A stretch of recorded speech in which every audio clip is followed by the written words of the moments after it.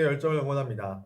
형태론 두 번째 시간입니다. 지난 시간에 우리는 형태소에 대해서 공부를 했는데요. 형태소라 함은 뜻을 지니고 있는 가장 작은 단위라고 했습니다. 그래서 최소 유의미 단위 이렇게 기억을 해도 좋다고 했습니다. 뜻을 구분해주는 가장 작은 단위인 의문과는 여러분 구분을 해야 됩니다. 그리고 형태소의 종류에 대해서도 알아봤는데요. 일반적인 단어들처럼 자립해서 쓰일 수 있는 자립형태소가 있었습니다. 그리고 접사, 어미, 조사처럼 다른 자립형태소 또는 다른 의존형태소에 의존해서 쓰이는 의존형태소라고 하는 것도 있었죠. 자, 그리고 의미에 따라서는 우리가 일반적으로 사용하는 어휘적 의미의 형태소, 즉 실질 형태소가 있었고요. 그리고 문법적인 기능을 주로 하는 형식 형태소, 다른 말로 문법 형태소라고 부른다고 했습니다. 자, 이렇게 지난 시간에 형태소의 기본적인 개념을 알아봤는데요. 오늘은 이 형태소를 가지고 다양한 단어들을 만들어 볼 겁니다. 자, 어떤 단어들이 만들어지는지 살펴보시죠. 형태론 두 번째 시간입니다. 오늘은 단어의 유형을 알아보도록 하죠. 지난 시간에 우리 형태소를 공부했는데요. 그 형태소를 가지고 다양한 종류의 단어들을 만들어낼 수 있어요. 그래서 오늘의 학습 목표는요. 그 가운데 파생어와 합성어에 대해서 좀 더 자세히 알아보고 그 둘을 구분해보는 활동을 하도록 할 겁니다. 그리고 합성어에 대해서는 좀 더 자세히 그 종류를 알아보도록 하겠습니다. 성취 기준은 다음과 같고요. 먼저 단어의 유형을 알려면 단어가 어떻게 구성되는지에 대해서 알아봐야 됩니다. 불이국어 166쪽에 하단부에 설명이 되어 있는데요. 단어의 구성, 첫 번째 우리가 알아야 될 개념은 어근입니다. 어근은 한자로는 이렇게 써요. 말씀 어자에다가 뿌리 근자를 씁니다. 그래서 영어로는 루트입니다. 그리고 단어의 구성에서 또 우리가 알아야 될 개념, 바로 접사입니다. 이 두 가지만 알면 됩니다. 접사는 한자로는 이렇게 적습니다. 붙일 접자에다가 말씀 자자예요. 붙이는 말이라는 뜻이겠죠? 그래서 실제로 영단어도 붙인다라는 의미의 affix를 씁니다. 자, 어근, 말씀 어자에다 뿌리 근자를 쓰고 영어로도 루트라고 했는데 그만큼 뿌리에 해당한다는 거죠. 식물에서 뿌리는 양분을 섭취하고 그 생명줄이라고 말할 수 있을 정도로 굉장히 중요한 부분입니다. 그래서 어근은 실제로 그 단어에서도 중요한 부분, 즉 실질적인 의미를 나타내는 중심 부분을 일컫는 말입니다. 자, 그럼 접사는요, 반대겠죠. 실질적인 의미를 지니고 있진 않아요. 어근에 붙어서 접자 쓴다고 했잖아요. 붙일 접자. 어근에 붙어서 뜻을 한정해주는 중심 부분이 아니라 주변 부분이 바로 접사입니다. 이해됐습니까? 자, 그러면 어근과 접사를 한번 살펴보죠. 예시를 통해서. 풋사과라고 하는 단어. 우리 형태수 분석할 줄 알잖아요. 어떻게 나눌 수 있습니까? 그렇죠. 풋과 사과로 나눌 수 있습니다. 자, 이때 어근은 실질적인 의미를 지니고 있는 부분이어야 되니까 뭐가 있습니까? 그렇죠. 애플의 의미를 갖고 있는 사과가 어근이 됩니다. 그럼 풋은 뭐가 되는 거예요? 덜 익은이라고 하는 뜻을 한정해 주는 겁니다. 뜻을 좀 더 더해 주는 거예요. 그래서 접사가 된다는 거죠. 자, 한 가지 더 볼까요? 짓밟히다 라고 하는 단어를 가져왔습니다. 여기서 어근은 쉽게 찾을 수 있습니다. 뭡니까? 그렇죠. 밥입니다. 이게 바로 어근이 되고요. 그러면 접사를 찾아봅시다. 접사 어디 있습니까? 그렇습니다. 이 두 가지 모두 다 접사입니다. 앞에 붙은 이 접사를 우리는 뭐라고 부르냐면 접두사라고 부르기도 하고요. 뒤에 붙은 접사를, 어근 뒤에 붙은 접사를 우리는 접미사라고 따로 부르기도 합니다. 이따가 파생어 공부하면서 좀 더 자세히 알아보도록 하겠습니다. 자, 어근과 접사의 개념을 이제 알았다면 다음 단계로 넘어가도 됩니다. 단어의 유형을 본격적으로 살펴보도록 하겠습니다. 자, 불이국어 167쪽에 제시가 되어 있고요. 단어의 유형 살펴보도록 하겠습니다. 자, 빠르게 보도록 하죠. 자, 먼저 단어는 크게 두 가지로 구분할 수 있어요. 첫 번째, 단일어입니다. 단일어는 한자로 단일, 홑단자에다가 한일자를 써요.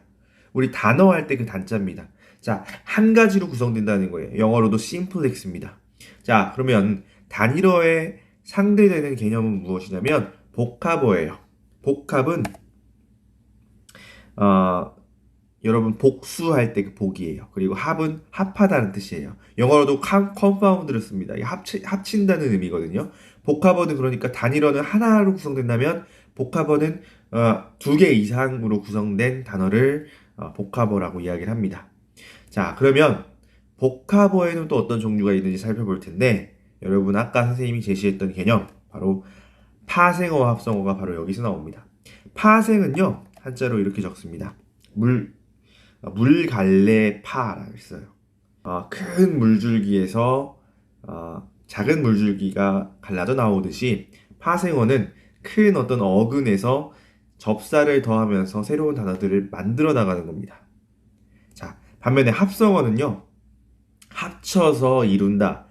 이룰 성자, 합할 합자를 써서 합성이라고 하는데, 두 가지의 차이를 한번 이야기를 해보도록 하겠습니다. 먼저 단일어는요, 아까 말했지만 한 개로 구성됩니다. 그런데 당연히 접사 하나로 구성되진 않겠죠. 접사는 저번에 선생님이 얘기했지만 의존 형태소입니다. 혼자 쓰일 수가 없어요.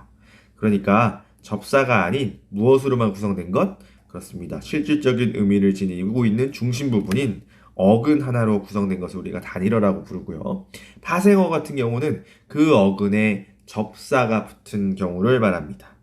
반면에 합성어는 두 개 이상의 어근이 겹쳐 있는 경우를 우리가 합성어라고 부릅니다. 자, 역시 문법은 예시를 통해서 보는 게 훨씬 좋은데요. 이 세 가지 단어를 단일, 파생, 합성어로 각각 나눠보도록 하겠습니다. 먼저 단일어에 해당하는 것 찾아볼게요. 바로 뭐겠습니까? 마을이 일단 쪼개지지 않잖아요. 마와 을로 쪼개버리면 이것은 더 이상 형태소가 안 되기 때문에 단일어는 마을입니다. 여기서 우리가 알 수 있는 것은 자립 형태소이면서 실질 형태소는 바로 이 단일어가 되는 겁니다. 이해됐죠? 자, 그 다음 합성어 한번 찾아볼까요? 맨과 발. 맨은 혼자 쓰이는 걸 본 적 없어요. 발은 어근 혼자 쓰이는 것 같은데 맨은 아닌 것 같습니다.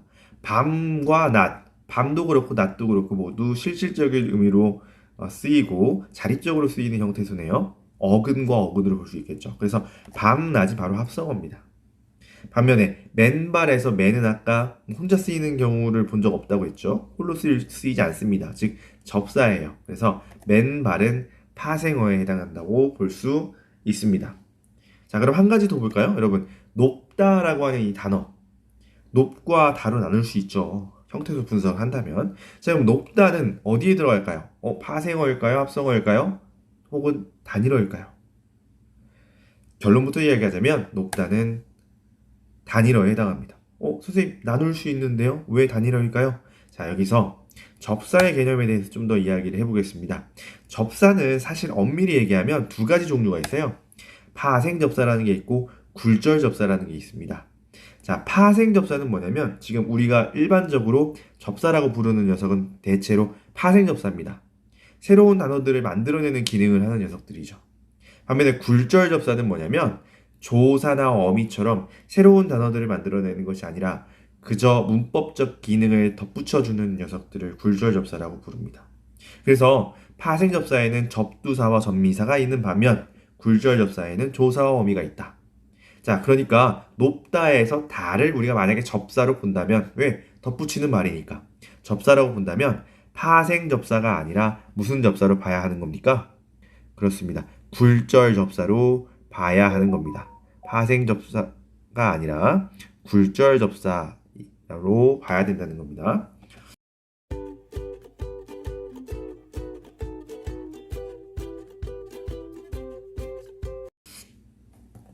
자, 이렇게 해서 높다가 단일어라는 것까지 살펴봤어요. 그러면 여러분이 직접 합성어를 한번 찾아봅시다. 선생님이 6개의 단어를 준비했는데요. 잠깐 화면 멈추고 합성어를 한번 찾아보세요. 자, 다 찾았습니까? 자, 그러면 공개하도록 하겠습니다. 자, 첫 번째, 논밭 합성어일까요? 그렇죠. 논과 밭 모두 어근과 어근입니다. 뒤섞다, 이거 많이 헷갈렸을 것 같은데 뒤섞다의 뒤는요, 뒤죽박죽, 마구마구의 의미를 지니고 있는 접사입니다.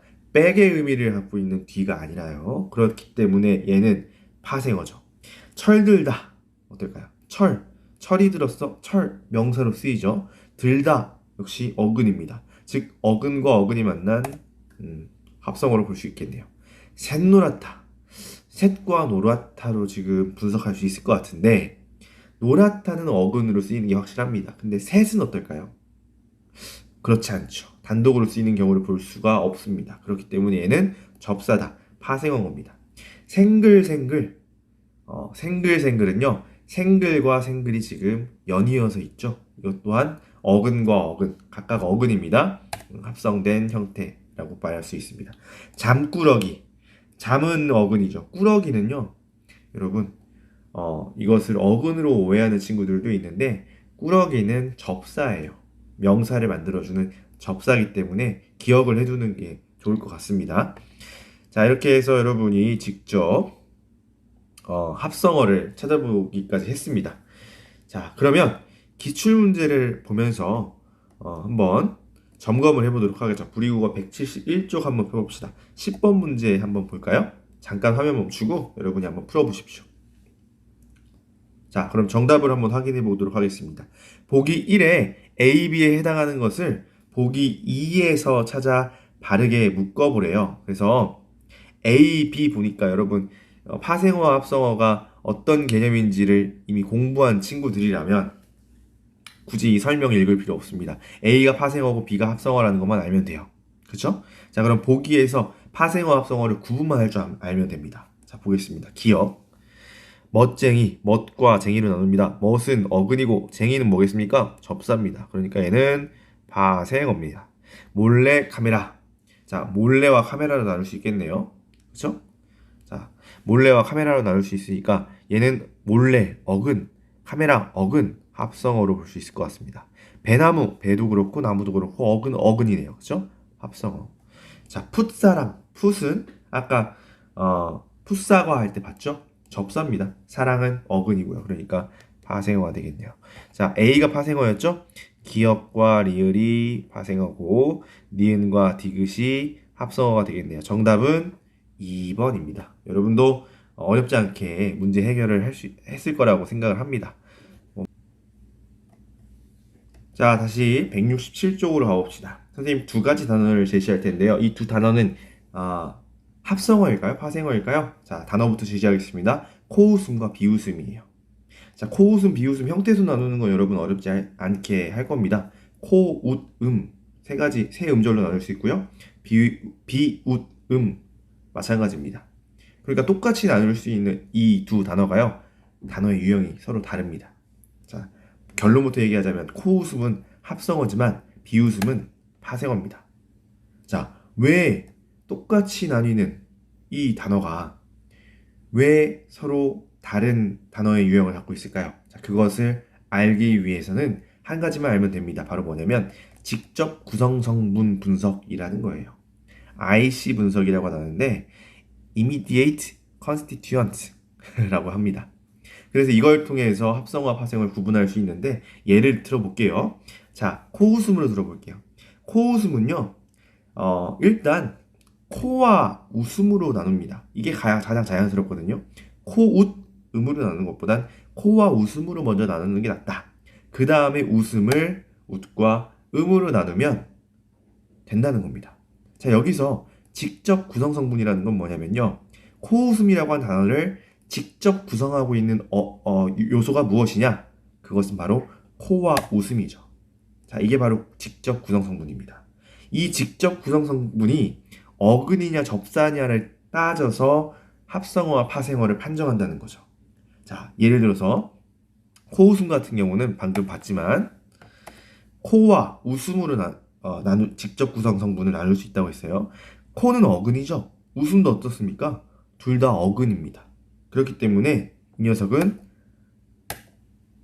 합성어가 될 수 있는 거죠. 자, 반면에 비웃음 보겠습니다.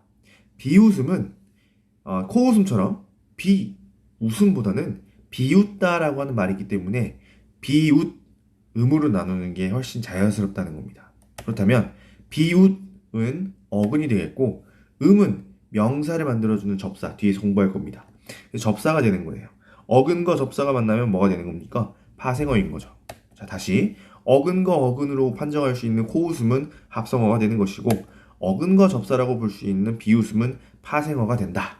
자, 이렇게 직접 구성 성분을 통해서 어근과 접사가 여러 개 겹쳐 나타나는 단어들의 단어 유형을 판정해낼 수 있다는 겁니다.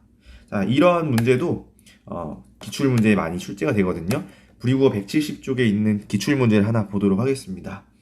자, 문제, 보기를 이해한 내용으로 가장 적절한 것을 골라보랍니다. 잠깐 멈추고 여러분이 한번 풀어보십시오. 자, 정답을 한번 확인해 보도록 하겠습니다.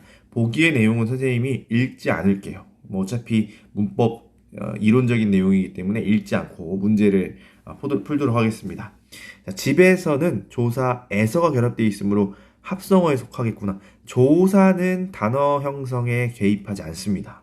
자, 2번 돌아가다에는 어미 아가 포함되어 있으므로 단일어에 속하겠구나. 어미가 포함되어 있건 아니건 단일어인지 복합어인지를 구분할 수 있는 기준이 될 수는 없습니다.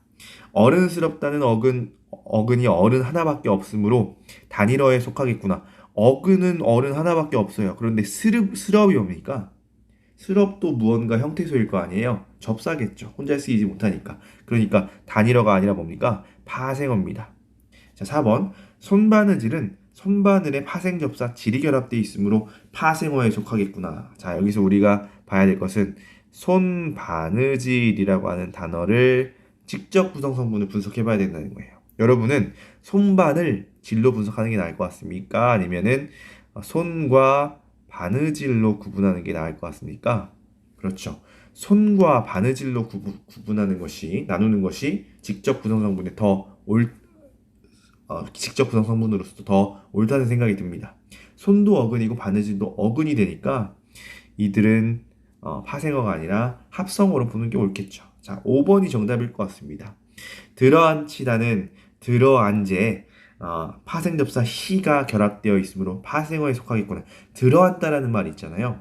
그죠? 들어앉다라고 하는 이미 합성어가 된 거예요. 거기에 히가 붙어서 들어앉히다가 된 것으로 보는 것이 옳다 이거죠. 직접 구성성분 분석을 해보자는 거예요. 들어앉다에 히가 붙은 그런 형태로 보는 것이 훨씬 자연스럽다는 겁니다. 들어앉히다보다는요. 자, 이렇게 해서 맞는 얘기가 되겠습니다. 정답은 5번입니다.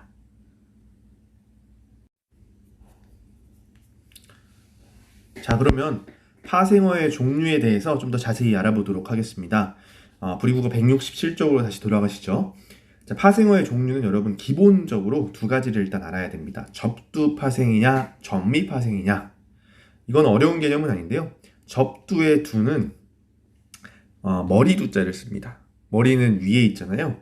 그래서 접두 파생어는 접사가 어근 앞에 오는 경우를 말해요. 반면에 전미 파생어의 미는 무슨 미자겠습니까? 꼬리 미자예요. 뒤에 있는 거죠. 그래서 어근 뒤에 접사가 오는 경우를 말합니다. 자, 그럼 접두 파생어부터 좀 살펴볼게요. 자, 접두 파생어는 아까 말했다시피 접사가 앞에 오고 뒤에 어근이 오는 형태입니다. 그래서 접사, 머리에 오는, 앞에 오는 접사라고 해서 따로 접두사라고 부르기도 합니다. 자, 접두사의 목록을 선생님이 좀 제시를 하는데요. 참고로 접두사는 굉장히 많아요. 선생님이 제시한 게 전부가 아닙니다. 엄청 많기 때문에 접두사라고 하는 것이 이런 기능을 하는구나 정도만 이 표를 통해서 참고를 해야 됩니다. 훨씬 더 많습니다. 자, 그러면 각각 보겠습니다. 군. 자, 선생님이 말했지만 이렇게 하이픈 표시라는 것은 의존 형태소라는 의미예요. 자, 군, 이건 혼자 쓰일 수 없습니다. 그런데 뒤에 말, 불, 소리, 손질, 식구, 침처럼 어근과 만나게 되면 새로운 단어들을 만들어냅니다. 군말, 군볼, 군소리처럼요. 자, 그런데 군이 붙어서 어떠한 단어가 만들어지느냐? 불필요한, 쓸모없는 그런 의미를 갖고 있는 단어가 돼요. 예를 들어서 군소리라고 하면은 쓸모없는, 쓸데없는 소리. 군불, 군말 이것도 다 마찬가지로 쓸데없는이라는 의미가 그 어근 뜻에 붙게 됩니다. 이해됐습니까? 자, 그럼 짓 보겠습니다. 짓도 혼자 쓰이지 않지만 뒤에 국이다, 누르다와 같은 어근을 만나면 새로운 단어가 만들어지는데 짓국이다 이렇게 하면은 그냥 국이다 보다는 좀 더 강한 느낌을 줍니다. 그래서 짓은 강조의 의미를 더해주고 있는 그런 접사로 보면 됩니다. 처도 짓과 좀 유사한 기능을 하다고 보면 돼요. 먹다 이것보다는 처먹다라고 하면 좀 더 강한 느낌이죠. 그쵸? 자, 풋은 좀 자세히 보겠습니다. 풋은 아까 선생님과 예시를 통해 봤습니다만은 덜 익은 풋풋한 그런 의미를 주고 있는 접사입니다. 자, 그런데 여기서 좀 주목해서 봐야 될 것이 무엇이냐면 풋내기입니다. 풋내기 같은 경우는 풋도 접사고 내기도 접사예요. 내기는 서울 내기, 시골 내기처럼 사람을 사람을 만들어주는 접사거든요. 그런데 이 풋이라고 하는 접사와 내기라고 하는 접사가 만나서 풋내기라고 하는 단어가 형성되는 이 절차는 일반적인 단어 형성의 절차라고 보기는 어렵습니다. 접사는 어근을 만나서 만들어지는 것인데 풋내기만큼은 접사와 접사가 만난 형태다. 그러니까 좀 특이한 경우니까 알아두면 좋겠죠. 자, 그 다음 새빨갛다, 샛노랗다, 시뻘겋다, 신누렇다 각각 다른 모습의 접사들이 결합되어 있는 것 같은데 이들은 사실 같은 기능을 하고 있는 형태소입니다. 같은 기능을 하지만 모습이 다르네요. 이런 것을 우리가 뭐라고 합니까? 이형태라고 합니다. 그럼 어떤 이형태인지 한번 살펴볼까요? 새빨갛다, 샛노랗다는 둘 다 애를 쓰고 있습니다만은 새빨갛다에는 받침이 없는 샛노랗다에는 시옷 받침이 있는 셋이 쓰이고 있습니다. 자, 그럼 어떤 차이냐? 새빨갛다는 보니까 뒤에 된소리가 왔고요. 샛노랗다는 된소리가 아닙니다.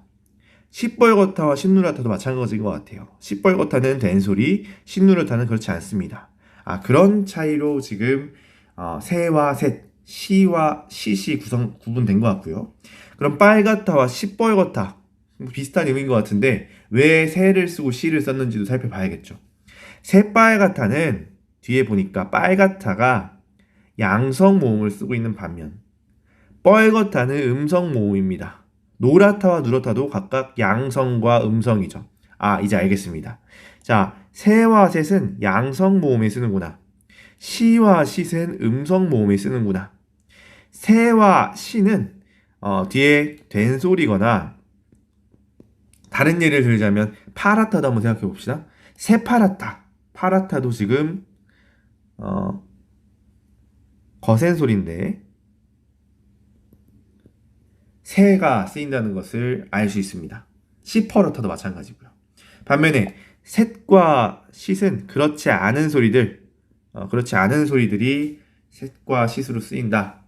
그렇게 구분이 됩니다. 자, 그렇다면 이 형태 종류가 두 가지 있지 않았습니까?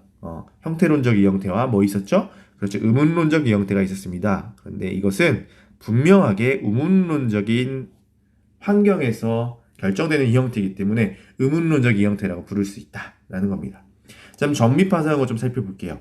전미파생어는 어근이 앞에 와요. 그리고 뒤에 오기 때문에 이 접사를 따로 전미사라고도 부른다고 했습니다. 자, 그럼 목록을 또 볼게요. 역시 아까 이야기했지만 이게 전부가 아닙니다. 일부만 제시를 하는 겁니다. 자, 역시 꾼, 이희리기 이런 단어들 모두 다 혼자 쓰일 수 없는 의존 형태소입니다. 자, 그런데 어근이 붙으면 새로운 단어들이 만들어지죠. 나무에 꾼이 붙으면 나무꾼, 나무를 하는 사람이라는 뜻이 되죠. 사랑꾼도 사랑에 깊게 빠진 사람, 사랑에 정말 충실한 사람이라는 의미가 되고요. 반면에 졸음 같은 경우는 졸다라고 하는 단어에서 졸이 어근이 되죠. 그렇죠? 다는 어미니까 빼고요. 졸에 음이 붙으면 졸음이라고 하는 명사가 만들어집니다. 춤도 추다의 추 밑에 미음이 붙은 형태죠. 자, 이 둘의 관계도 이 형태라는 거 알 겁니다. 졸다 뒤에는 음이 붙었고요. 추다 뒤에는 미음이 붙었어요. 어떤 이 형태인지 대충 감이 오죠? 졸다는 자음으로 끝났고 추다는 모음으로 끝나지 않았습니까? 그래서 각각 이런 형태가 오게 됩니다. 이 형태죠. 의문론적 이 형태입니다. 자, 이희리기 같은 경우는 피동을 만들어주는 접사고요. 피동문은 여러분 알죠? 당하다라는 의미를 더해주는 거예요. 자, 반면에 이희리기 우구추까지 묶어서 이야기하면은 사동, 그러니까 시키다라는 의미예요. 그러니까 먹이다 같은 경우는 선생님이 지금 피동이라고 했습니다만은 먹히다가 피동이고요. 먹이다는 사동이 돼요. 뒤에 피동, 사동할 때 좀 자세히 공부하겠습니다. 자, 이, 히, 뭐, 하다. 여러분, 하다라는 말 많이 쓰잖아요. 근데 이것이 명사와 붙으면 동사나 형용사를 만들어주는 접사의 역할을 합니다. 굉장히 중요하죠. 자, 그러면 문제를 풀면서 파생어의 종류에 대해서 좀 더 자세히 알아보도록 하겠습니다. 그리고 169쪽의 기출문제 한번 보도록 하겠습니다. 2번 문제입니다. 자, 다음 기억에 제시된 파생접들이 아니라 파생접사네요. 파생접사들을 이용하여 새 말을 만든 결과로 가장 적절한 것을 고르래요. 자, 그런데 선생님과 지호가 나눈 대화는요, 기본적인 개념이에요. 접사가 무엇인지. 자, 그렇다면 사실 문법을 제대로 공부한 친구라면 이 부분을 읽지 않고 기억만 읽고도 풀 수 있는 쉬운 문제입니다. 자, 그럼 보겠습니다. 지기, 그것을 지키는 사람이란 뜻이고요. 꾸러기는 그러한 것이 심하거나 많은 사람을 뜻하고요. 장인은 그것과 관련된 기술을 가진 사람, 기술자라는 뜻이죠. 자, 그러면 문제 보겠습니다. 1번. 유행에 민감한 사람이라는 뜻으로 유행직이라는 말을 만들었다라고 했는데, 민감한 사람이라면 유행꾼을 쓰는 게 나을 것 같아요. 유행지기는 지키다라고 하는 뜻이기 때문에 아닙니다. 산에 자주 가는 사람이라는 뜻으로 산꾸러기라고 했는데 심하거나 많다, 산이 많다, 심하다라는 의미는 아니잖아요. 오히려 산꾼이 나을 것 같아요. 산에 자주 가는 사람 하면 이것은 아닐 것 같습니다. 3번. 노래를 멋있게 부르는 사람. 멋있게 부르는 이라는 의미가 꾸러기는 아니었잖아요. 멋있다 뭐 이런 뜻은 아니었기 때문에 꾸러기 적절하지 않을 것 같습니다. 노래꾼이 나을 것 같아요. 노래꾼. 꾼이 다 맞는 그런 단어들인 것 같습니다. 농담을 많이 하는 사람이라는 뜻으로 농담장이? 장이는 기술자예요. 농담을 기술적으로만 하는 사람이라면 농담장이가 많겠지만 여기서는 농담꾸러기가 나을 것 같다. 그래서 X. 자, 한과를 전문으로 만드는 사람, 기술자라는 뜻이네요. 한과 장이 이게 맞는 단어가 되겠습니다. 자, 어렵지 않죠? 자, 그러면 다시 파생어의 종류 화면으로 돌아왔습니다. 자, 위에 그 접두사와 전미사의 목록을 지금 제시했는데 두 표의 차이가 있죠. 바로 이 부분입니다. 자, 접두사는 따로 무엇을 파생하는 어떤 품사를 파생한다라는 말을 선생님 적지 않았습니다만은 전미사에는 선생님이 그 말을 적어놨습니다. 왜냐면요, 접두사는 접사가 붙는다고 해서 품사가 달라지거나 그런 경우가 없어요. 그런데 전미사는 품사를 바꾸기도 합니다. 자, 그런 것들을 부르는 문법 용어가 있어서 선생님이 소개를 하고자 합니다. 바로 한정적 접사와 지배적 접사라고 하는 개념이에요. 굉장히 중요한 개념이니까 잘 들어두길 바라겠습니다. 한정적 접사라는 것은 어휘적 접사라고 부르기도 하고요. 지배적 접사는 통사적 접사라고 부르기도 합니다. 자, 각각 어떤 것인지 볼게요. 한정적 접사는 그 어근에 접사가 붙어서 말을 만들어내긴 하지만 그 단어의 품사까지는 영향을 주지 않는다. 품사를 바꾸지는 않는다. 그러니까 어휘적인 의미를 더해주는 기능만 한다. 그것이 바로 어휘적 접사라면, 한정적 접사라면, 지배적 접사는 그 접사가 붙어서 품사까지 바꿔버리는 거예요. 그러면 품사가 바뀌면 문장 내에서 사용되는 기능조차 달라지는 것이거든요. 그래서 통사적 접사라고도 부릅니다. 통사라고 하는 말은 다른 말로 문장이라는 말로 바꿀 수 있습니다. 자, 그럼 제대로 한번 볼게요. 한정적 접사의 예를 한번 보도록 하겠습니다. 소리와 침이 어근이잖아요. 품사는 각각 명사입니다. 근데 여기에 군이라고 하는 접사를 더했더니 뭐가 됩니까? 그대로 명사라고 하는 품사가 유지가 된다는 거죠. 이것은 그러니까 품사에 영향을 주지 않는 한정적 접사다 라고 우리가 이야기를 할 수 있는 겁니다. 반면에 지우 가져왔는데 정확하게는 이렇게 하이픈을 표시해줘야 됩니다. 동사의 어간이기 때문에 하이픈을 써줘야 돼요. 자, 어쨌든 덥과 지우는 어근입니다. 이 뒤에 원래 동사라고 했습니다. 개라고 하는 접사를 붙여주면 덥게, 지우개라고 하는 단어가 만들어지는데, 자, 덥게, 지우개 이거 품사 뭡니까? 명사죠. 자, 이렇게 품사가 달라졌어요. 품사를 바꿔버리는 이런 접사를 우리는 지배적 접사라고 부르는 겁니다. 접사 가운데 지배적인 역할을 하는 접사는 전미사에만 분포한다라고 생각해도 좋습니다. 접두사에도 그러한 예가 있다. 뭐 예를 들어서 매가 있다라고 하는데 불분명합니다. 그래서 대부분의 문법 교재나 문법 이론서에서는 지배적 접사는 전미사에만 있다라고 서술을 대부분 하고 있습니다. 그래서 여러분도 그렇게 알아두면 될 겁니다.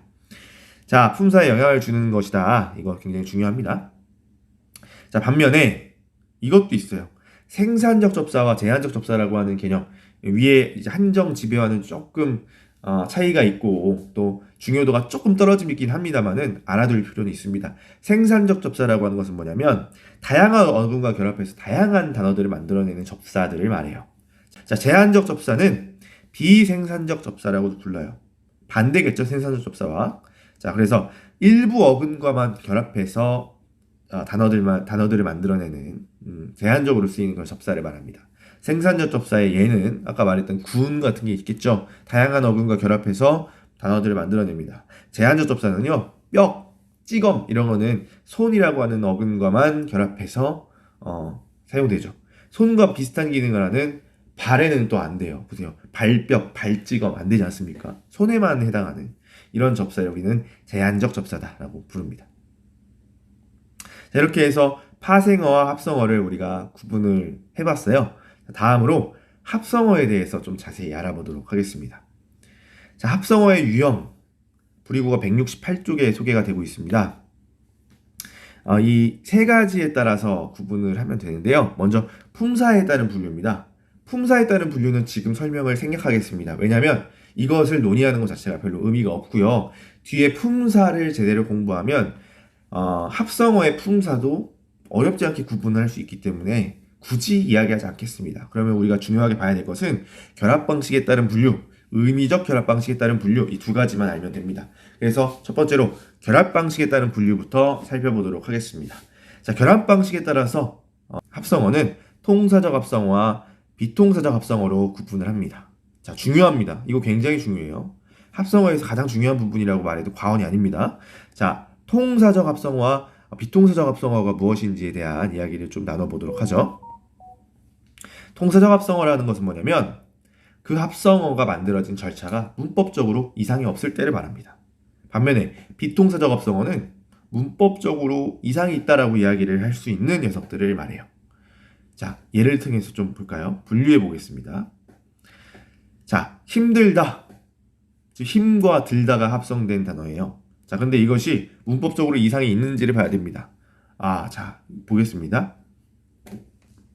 힘들다는 힘이 들다라는 뜻이에요. 그런데 이라고 하는 조사가 빠진 형태로 결합이 되어 있죠. 자, 그러면 선생님 조사가 빠져 있으므로 이것은 문법적으로 맞지 않습니다라고 이야기할 수 있는데 조사는 우리말에서 충분히 생략이 가능합니다. 생략되는 경우가 더 많기도 해요. 예를 들어서 너 뭐하니? 나 지금 밥 먹어 라고 했을 때 밥 먹어 라고 말했을 때 정확하게는 밥을 먹어 라고 해야 되는데 을이라고 하는 조사가 생략된 게 훨씬 더 자연스럽죠. 그렇죠? 그러한 식으로 생각을 하면 힘들다는 통사적으로 제대로 문법적인 이상이 없는 그런 단어라는 겁니다.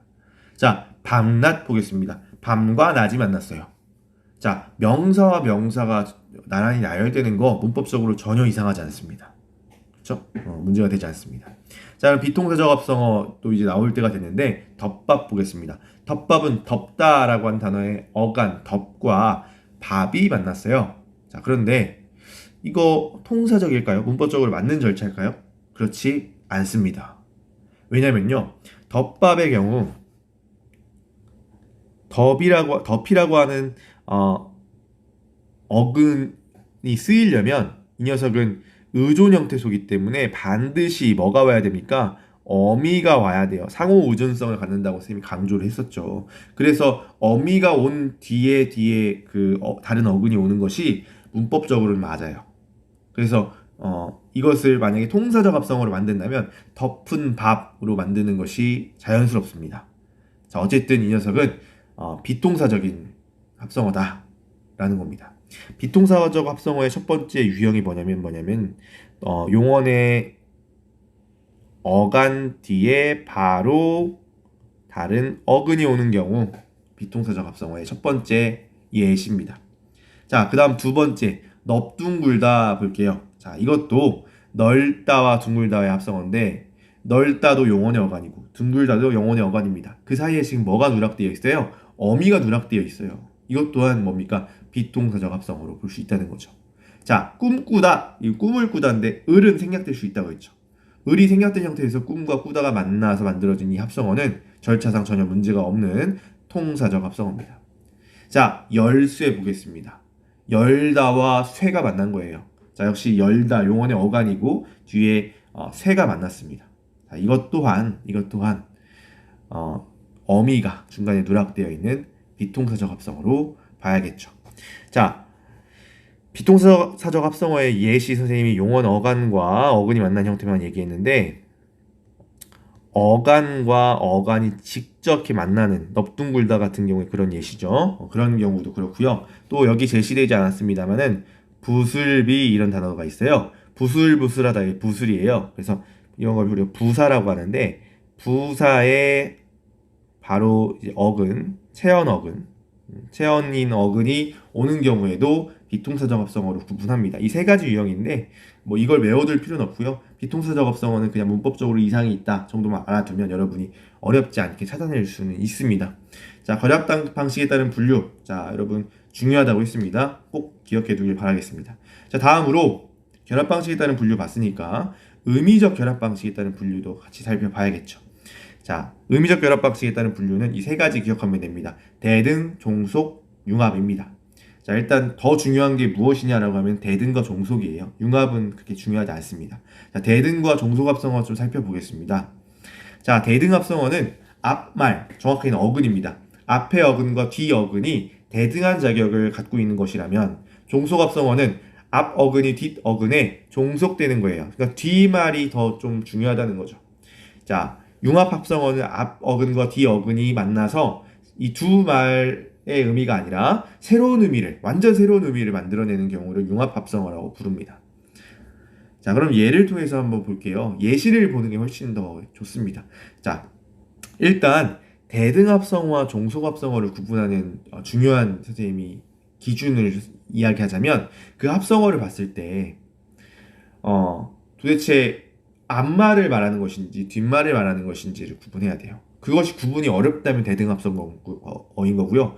분명하게 이건 뒷말의 비중이 좀 커 라고 하면 종속합성어예요. 자, 예를 통해서 보겠습니다. 두셋 했을 때 둘인가요? 셋인가요? 알 수 없습니다. 그러니까 둘도 그렇고 셋도 그렇고 모두 중요한 역할을 하고 있다는 거예요. 그렇기 때문에 대등합성어인 거죠. 우리 집에는 논밭이 많아 라고 했을 때 논과 밭이 지금 여기서 더 중요한 비중을 차지하나요? 그렇지 않죠. 논, 밭 둘 다 중요합니다. 즉 앞말과 뒷말이 지금 대등하게 이어져 있는 거예요. 대등합성어로 분류할 수 있고요. 춘추, 봄과 가을이라는 뜻인 건 여러분 잘 알 텐데 춘추는 사실 어떤 사람의 나이를 말할 때 춘추가 어떻게 되세요? 라고 물어봅니다. 그러니까 봄과 가을이라는 뜻에서 완전 다른 나이라는 뜻이 되었기 때문에 융합합성어가 되겠죠. 자, 봄비 보겠습니다. 봄과 비가 합성됐어요. 자, 그러면 이 단어는 봄을 이야기하는 거예요? 비를 이야기하는 거예요? 비죠, 비. 봄이 아니라 이건 비를 말하는데 비를 꾸며주는 역할을 할 뿐이에요. 봄은. 봄에 내리는 이라고 하는. 그러니까 비의 비중이 훨씬 큰 종속합성어가 되는 겁니다. 자, 내외, 안과 밖이란 뜻인데 내외는 뭐 대통령 내외 하면 대통령 부부를 일컫는 말이 됩니다. 안과 밖에서 부부라는 의미가 되기 때문에 이것은 융합 합성어가 되죠. 돌과 다리. 자, 돌과 다리가 만나서 합성이 됐는데 자, 이것은 돌입니까? 다리입니까? 다리가 비중이 훨씬 크죠. 그렇죠? 그래서 돌다리는 종속 합성어가 됩니다. 자, 얼룩말 어떻습니까?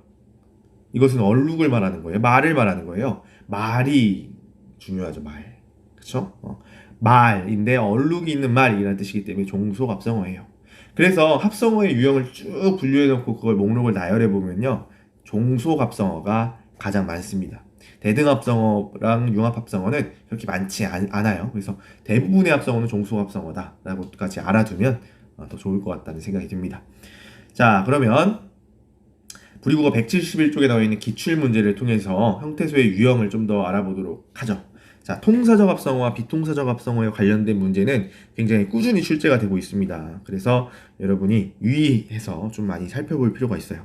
자, 기역 미음에 들어갈 어휘의 예로 적절하지 않은 것이래요. 통사적 합성어의 유형과 예, 비통사적 합성어의 유형과 예 나와 있는데 아까 얘기했던 그거네요. 그렇죠? 비동사 적합성어는 부사와 체언, 아까 부슬비, 보슬비 같은 겁니다. 자, 용언의 어간 뒤에 바로 체언이 오는 경우, 용언의 어간 뒤에 바로 용언의 어간이 오는 경우, 둘 다 공통적으로 뭐가 생략되어 있냐면 어미가 생략되어 있다, 누락되어 있다 라는 겁니다. 자, 기역, 니은, 디귿, 리을, 미음에 들어갈 말을 써보겠습니다. 자, 체언 뒤에 용언이 오는 경우 보겠습니다. 체언은 명사 같은 것들을 말해요. 자, 체언 뒤에 용언이 오는 경우, 자, 보겠습니다. 기역, 낯설다. 낯은 얼굴을 뜻하는 체언이에요. 설다, 좀 뭐라고 해야 돼? 서먹서먹하다라는 의미를 다니고 있는 용언이죠. 그래서 맞네요. 낫과 설다가 만나서 만들어진 합성어 맞습니다. 니은, 관형사와 체언.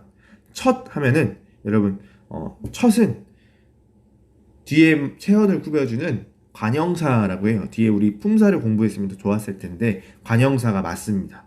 거기에 뒤에 사랑이라고 하는 체언이 붙은 형태이므로 이 녀석도 맞는 얘기가 되겠습니다. 자, 디귿, 용언의 관형사형의 뒤에 체언이 붙었느냐. 자, 뜬 소문 했을 때 뜨다라고 하는 이 말에 니은이 붙었죠. 이것은 관형사형 어미라고 이야기를 합니다. 여기에 소문이 붙어 있으니까 뜨다 이거 어간이긴 하지만 뒤에 어미가 있기 때문에 뒤에 체언과 붙는데 전혀 문법적인 절차에 이상이 없어요. 자, 예를 들어서 맛있는 밥 했을 때 이거 문법적으로 맞는 말이잖아요. 는이라고 하는 것이 어미인데 맛있다라고 하는 이 단어를 관형사형으로 만들어주는 어미라고 말을 해요. 관형사형으로 만들어주면 이 용언이 뒤에 오는 체언을 꾸며줄 수 있습니다. 같은 절차로 형성된 단어라고 볼 수 있다는 거예요. 뜬 소문 여기에 해당되는 말 맞습니다. 자, 리을 보겠습니다. 용언 어간 뒤에 바로 체언이 붙은 경우 아까 나왔던 예네요. 덮밥. 덮이라고 하는 어간 뒤에 어미가 오는 것이 아니라 밥이라고 하는 체언이 바로 왔기 때문에 비동사적 합성어가 됩니다. 자, 미음이 정답일 텐데 보겠습니다. 앞서다. 앞은 여러분 용언이 아니라 앞은 명사입니다. 그렇죠? 그러니까 앞서다는 뭐와 무슨 예냐면 기억의 예시라고 볼 수 있어요. 오히려 여기에 들어갈 수 있는 예시는 뭐냐면 아까 말했던 넙둥글다. 그렇죠? 넙둥글다 같은 경우는 널이라고 하는 용언 어간 뒤에 둥글다라고 하는 용언 어간이 바로 붙어 있기 때문에 비동사적 합성어의 예시가 될 수 있다라고 말할 수 있습니다. 정답은 5번입니다. 자, 이렇게 해서 합성어의 종류까지 알아보았습니다. 이렇게 해서 형태소를 가지고 어떤 단어들을 만들어낼 수 있는지에 대한 공부를 했습니다.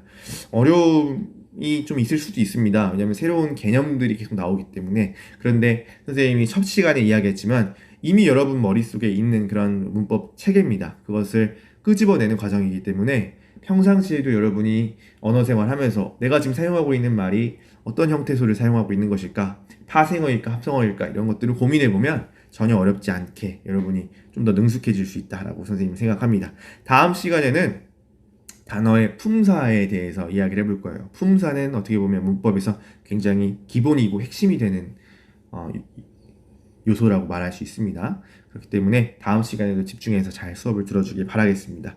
오늘 고생 많았고요. 여러분의 열정을 응원합니다.